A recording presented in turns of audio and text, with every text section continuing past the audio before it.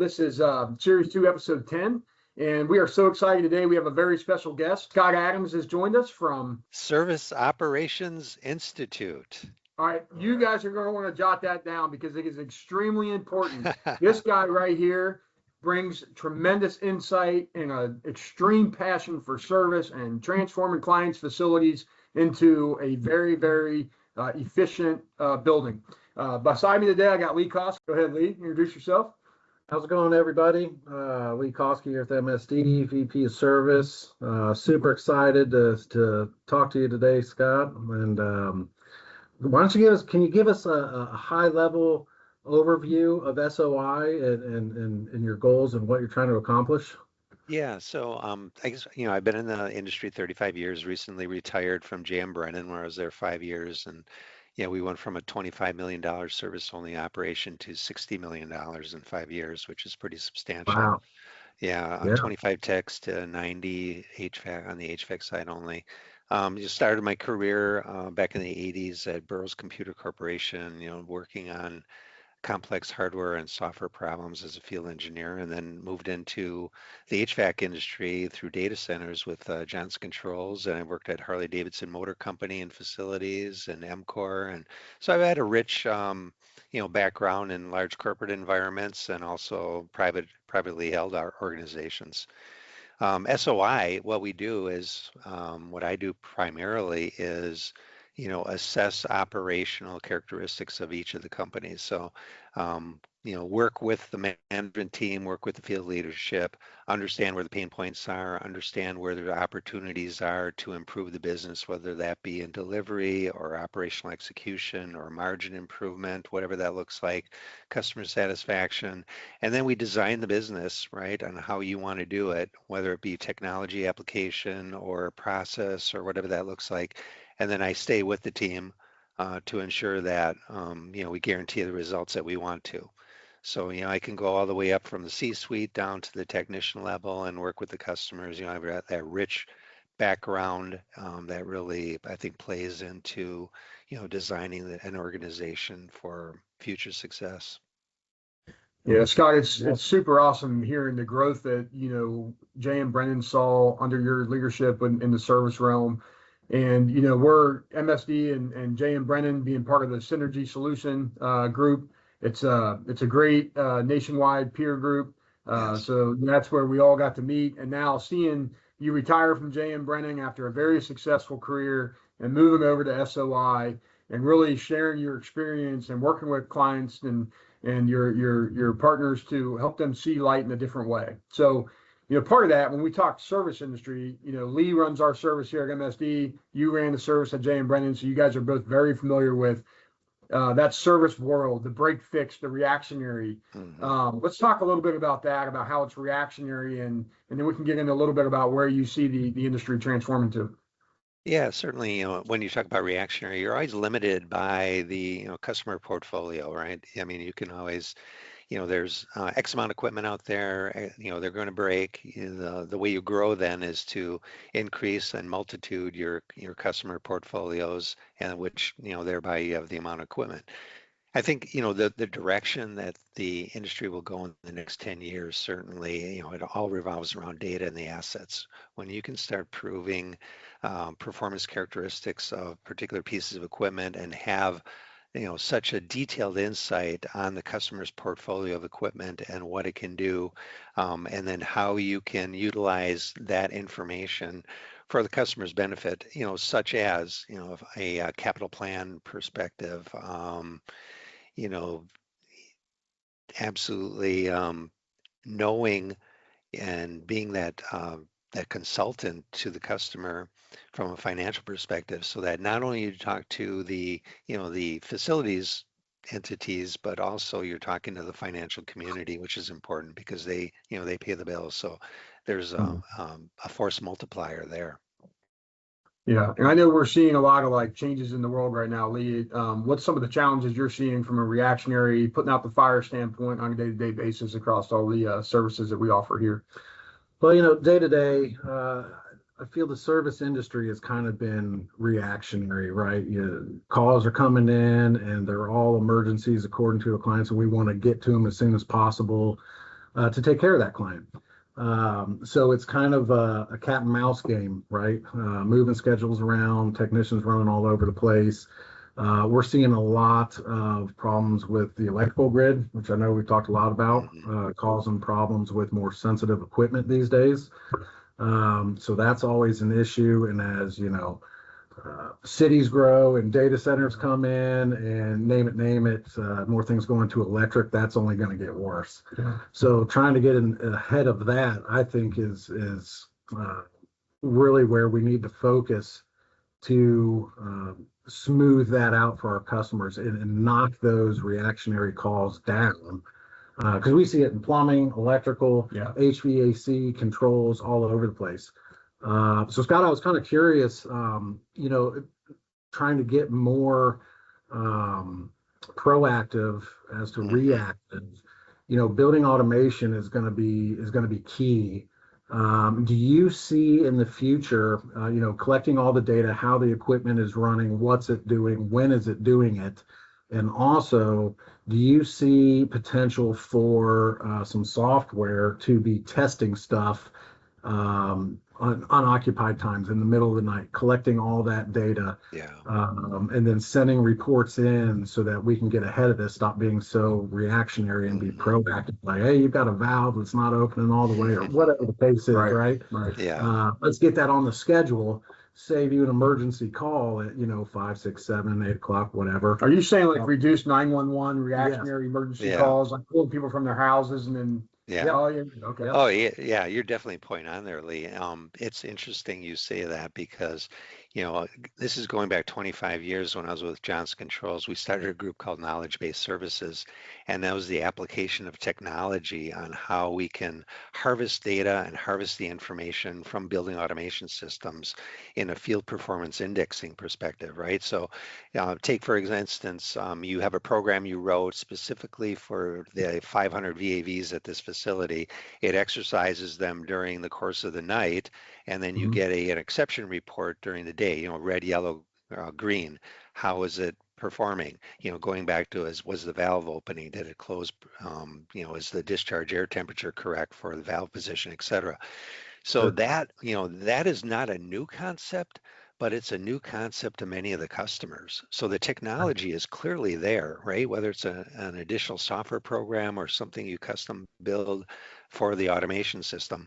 I think it all bases on the receptivity and your promotion to the customer and their specific needs, right? If they're in a highly critical or critical environment, hospitals, data centers, large commercial or industrial facilities where that's important to them, the technology exists. And that's the key. I mean, I think that's the biggest stumbling block that I've seen over the last 25 years since this technology has existed, is getting the customer mindset in the appropriate place. And then actually, if you want to, charging them a fee for this particular service, because there's extreme value in that, right? Yeah, you're not going to have to roll trucks because you're getting proactive. So, I mean, you're right on with that statement. That's a great point too. It's all about education. You state the technology is there. Does the client even know about it? So I think we, as service providers, have a huge responsibility to educate the client. What is important to them in their facility, and how can we help get ahead of that? Stop rolling trucks, schedule some repairs during a maintenance visit, that type of thing. So I think that's a great point. Education is key to these clients, and getting in front of them, building that relationship with them, and just letting them know what's out there. Yeah, and I think like the shift, like I would like to hear from both you guys, just like, so if we're you have service companies of all different sizes in the nation, in the world, and there's obviously a need there, and we're trying to do everything we can as a service industry, and we're taught to respond quickly and make sure we're maximizing efficiency. So, and then we throw things out like, hey, the world's changing. We got this power grid, we got these spikes, and losing boards and compressors and transient amperage getting through and blowing, and it's very costly. So I really love the fact of being able to make smarter decisions. But where did the company start? If they don't have a big infrastructure, what's the go-to market? How do we start looking at it from a service world from a different lens? Yeah, I think primarily from a, mechanical contracting perspective, how do we approach the marketplace with some of the technologies and our ideas, right? It starts with, I believe, looking at your own customer portfolio, stratifying those accounts into various categories where, the receptivity index, call it the readiness index or whatever. These accounts, these 10 accounts could see high benefit from some of the technology that could be applied.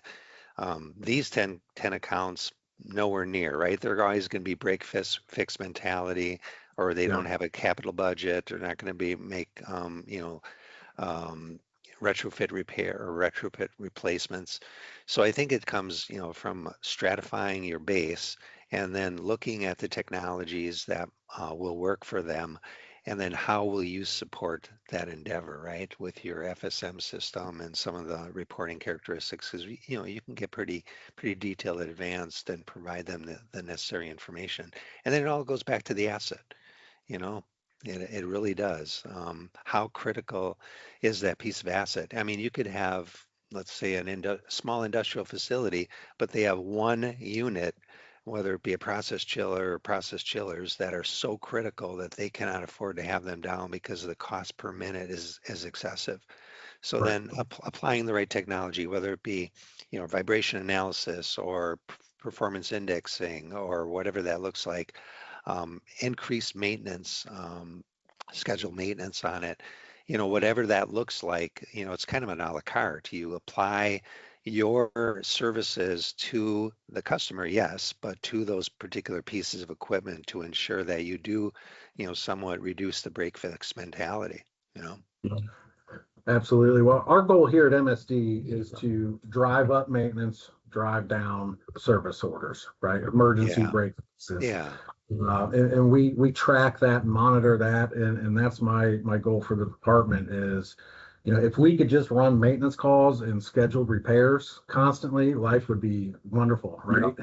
For sure. Logistically easier, less stressful.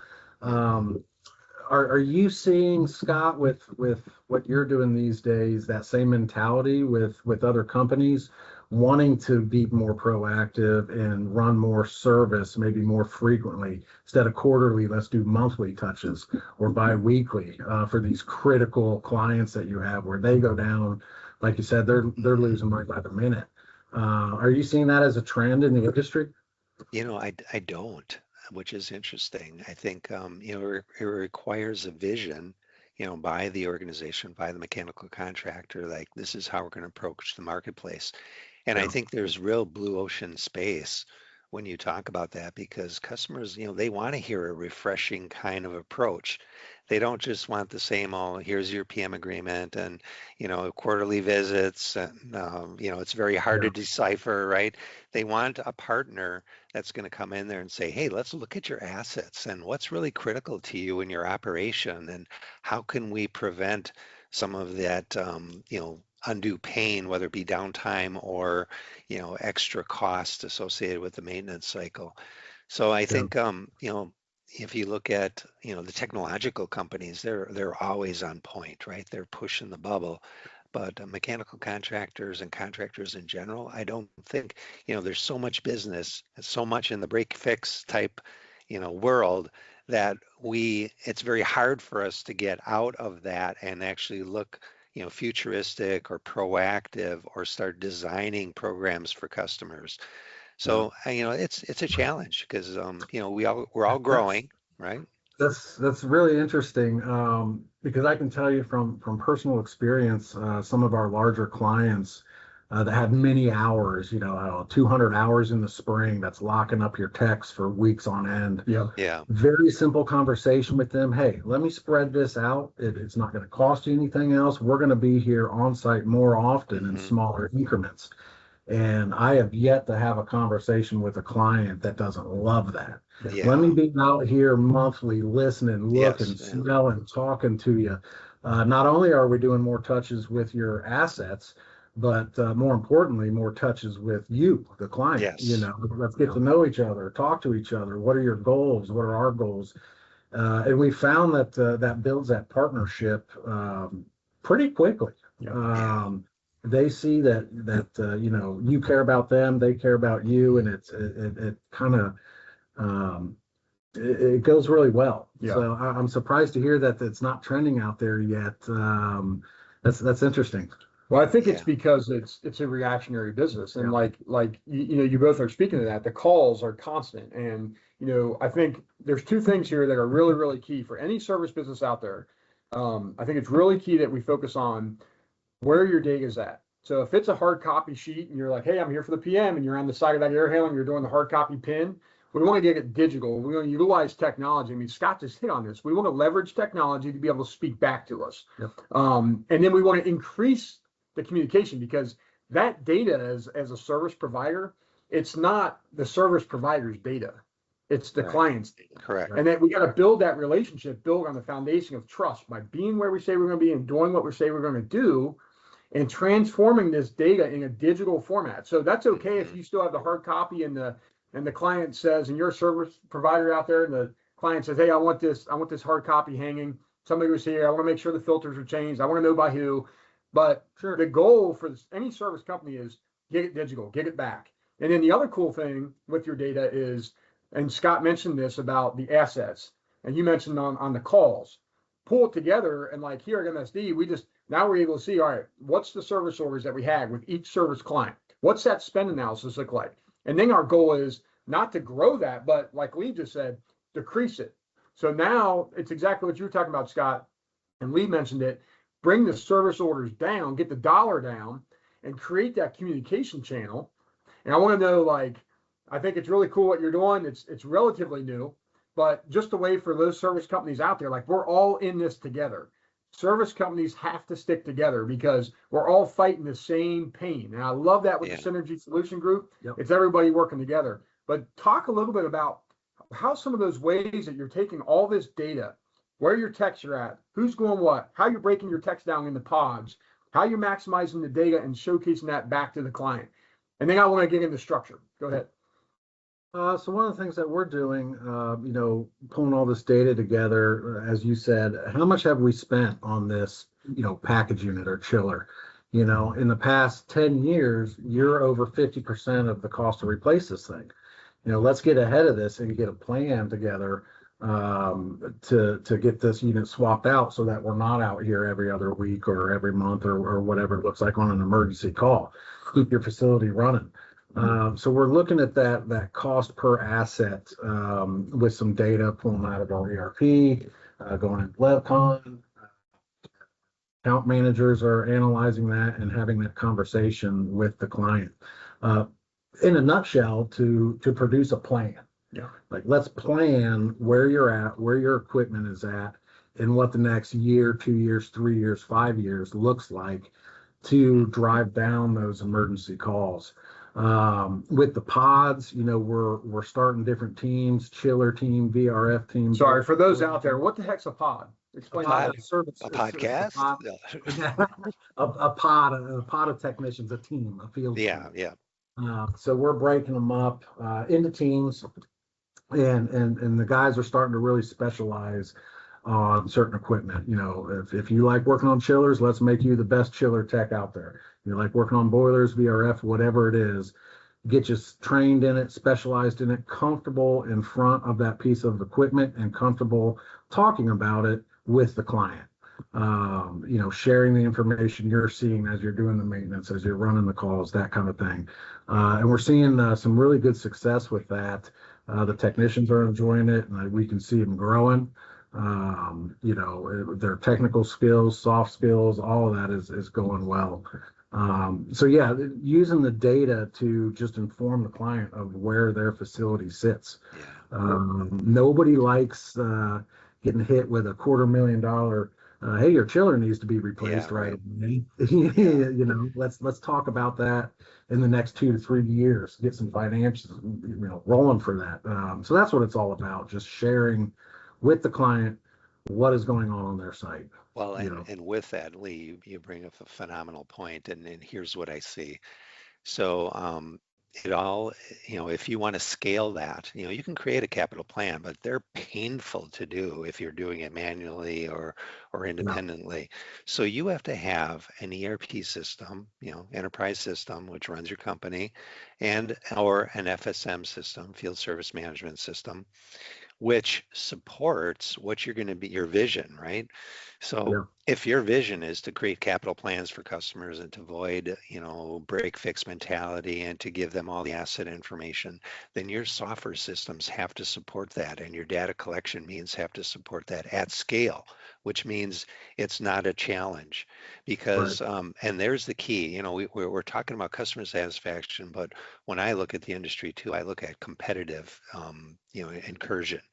So, with AI happening and everything that's going on or could be going on in the industry, we're just, dabbling into that now. There's a possibility that your competitor, who you may have discounted a year ago, can leapfrog in 2 years, right? With the advancement of technology. I like XOI, it's just a phenomenal program. And other ERPs or FSMs incorporate XY type technology, the videos, the customized workflows like build ops and things of that nature. So I think Hmm. it's key and important that you can provide necessary information like that to the client, because when you pose, you know, a workflow link that shows, the exactly what happened on a system, and it shows, refrigerant blowing out or whatever, that gets action, and Yeah. that creates the stickiness from your company to that customer. But again, if you're looking at customer satisfaction and elation and then competitive barriers, you've got to look at your intrinsic technology on your ERP side and your FSM side to make sure it's doing it to scale, you know. Yeah, super critical. Yeah, couldn't agree more. We're fans of XOI too, just for the transparency, right? I can tell you from experience, when we implemented that type of technology, sharing videos, Hmm. the phone calls into our office went down Yeah. dramatically. I mean, um, Seeing is believing. that's right. Yes. Yes. It took me 3 hours to replace this motor, and here's why: the bolts broke Hmm. off, it's rusty, this, that. But you can tell them that they don't know, but Right. you show them on a video, like, whoa, yeah, that looks like a job. All right, I'll Hmm. pay this bill. Yeah. So the transparency of videos and pictures is huge. Yeah, I think it's cool too, is like allowing clients to see inside the Yeah, units that they don't necessarily always get to see. So if you Absolutely. see a bad coil or a bad heat exchanger or a blown fan wheel, I mean now you can actually see, hey, here's the ingredients, and then when you gear that back to the spend analysis on that break fix, and now we start looking larger scale capital improvement. We start collecting all this data, and we start having really informed decisions about and meetings with clients where you can say, here's our recommendation. You don't need to do this now. Like you said, back in the JCI days, it was green, right? Or this may be yellow, or this may be red. Having those color indicators out there to really kind of communicate where's the biggest risk from a facility owner Yeah. standpoint. Yeah, yeah. So we talk about AI, and the key is to utilize those. Maybe we don't develop AI within the embodiment of our contracting system, but the software that we use should embrace it, right? yeah, Example, XOI. They do AI summaries. Through the workflows, they extract the information from the technicians and they produce a summary so the technician doesn't have to write things out. And they actually put an ROI calculator in place, like every keystroke is 2 seconds. So based on the amount of keystrokes the technician does and how many workflows you have, and at a certain hourly rate, they can calculate your ROI. And, I want to say, like, you talk about payback on systems. At Brennan, we had over the course of 7 months, we saved $300,000 using the AI summary feature through XOI. So those are real dollars, right? And not only that, but it creates a standardized approach to the customer so that, the verbiage is good, it looks Awesome. professional, it's Yeah, easy. So you can be very proud. And again, it's another differentiator from the competition, hopefully, right? That puts you closer to being that contractor of choice for the customer. not only the technician is it saving them time, but somebody in the office maybe who's Mm, having the correct grammar, yeah. make it make sense sometimes. I've been guilty of it. You type something out and it's one big sentence in the field because you're trying to get to the next Make one. it shorter. Yeah, make it shorter a Yeah. little bit. Condense it. So it saves a lot of time on the back end too, Hmm. AI. And I think we're going to start seeing some more of that Yeah. across all technologies. That's a good Yeah. point. Just improving efficiencies inside service organizations. Like you want to make sure information is relatively transferred from what's captured in the field to dispatch to billing so that we can make sure everybody's in alignment and then the client's seeing all that. And there's a lot of different things you can do to keep that communication flowing and letting them see it in real time.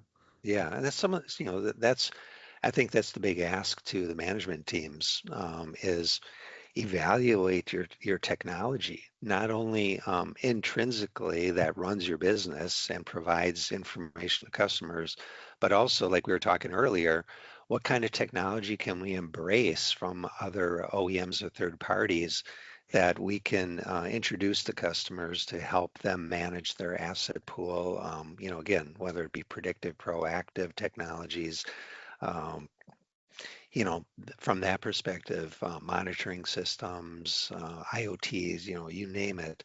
There's so many things out there, and it's not like you can become, just select one and maybe broadcast it across your entire network. I think there has to be some flexibility to design, but again, that takes a lot of horsepower too, and that's why people don't typically do these things because there's a lot of research, development, and design associated with that.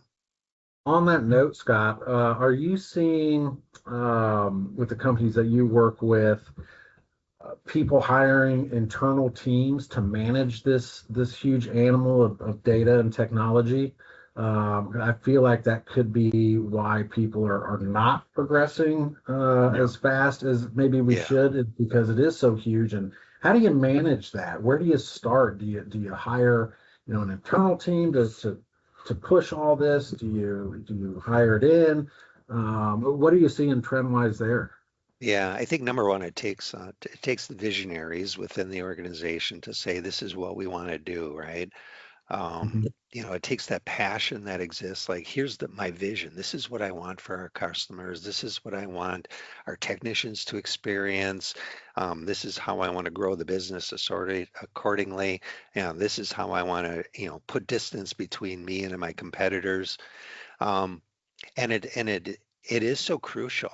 So you've got to have the vision, but then you have to have the technical know-how. Like at Brennan, we hired a director of technology, which we never had before, only Mhm. because we realized that technology was becoming such a big animal and so important. And VPs or directors of service, that's a lot on their plate to manage the technology too. Certainly the visionary aspect, but then you have to turn it over to that, call it internal team or hired consultants or whatever that looks like to make that into reality.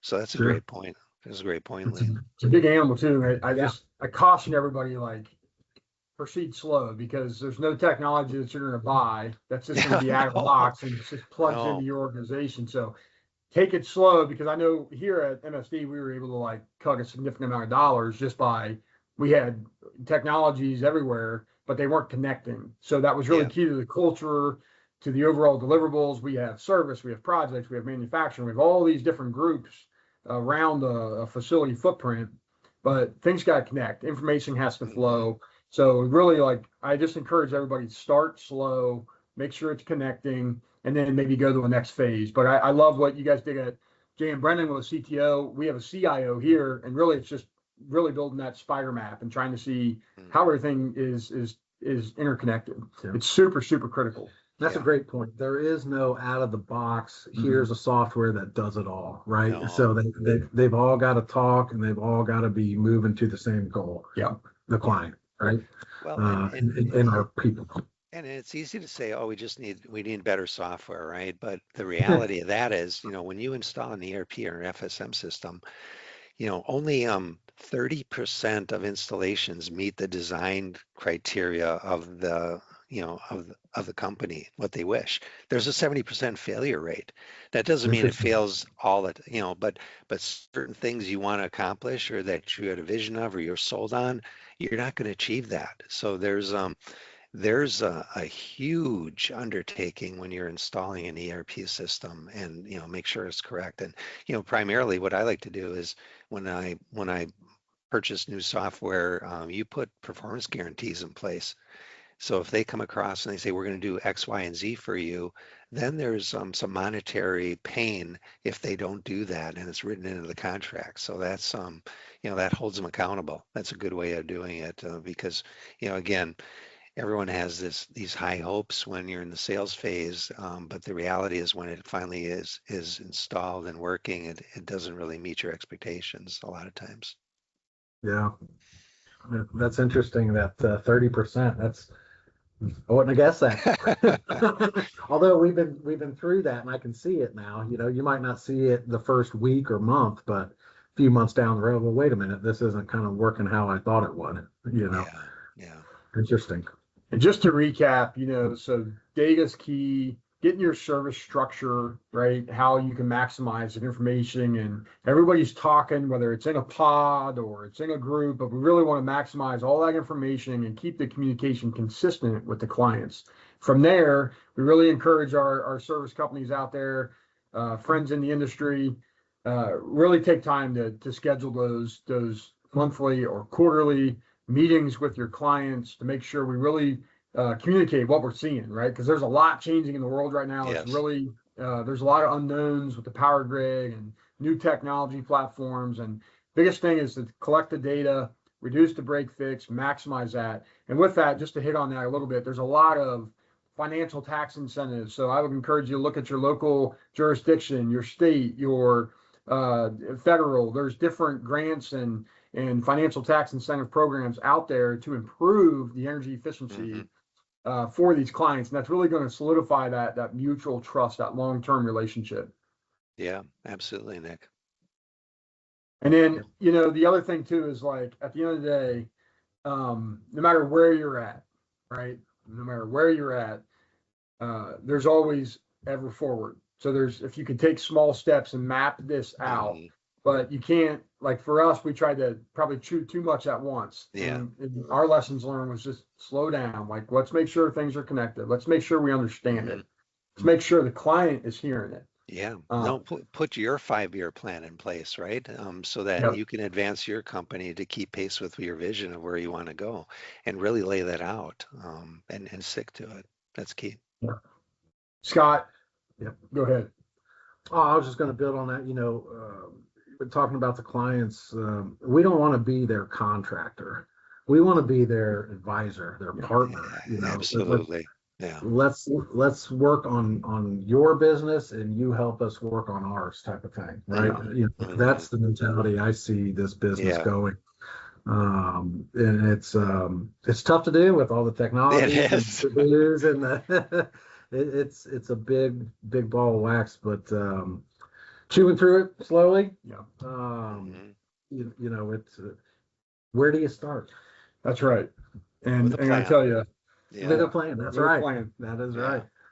A vision and a plan, right? Yep. Yeah. So no matter where you're at, all the service companies out there hearing this podcast, really, we want to thank Scott for your time. Tremendous insight. Scott Adams with SOI. Look him up. He has a passion for this. And Scott, we can't thank you enough for taking the time to chat with us today. Super excited to have you at our Synergy program here this weekend. You're going to be heading out to the supervisor forum, and it's going to be awesome. The field supervisor forum.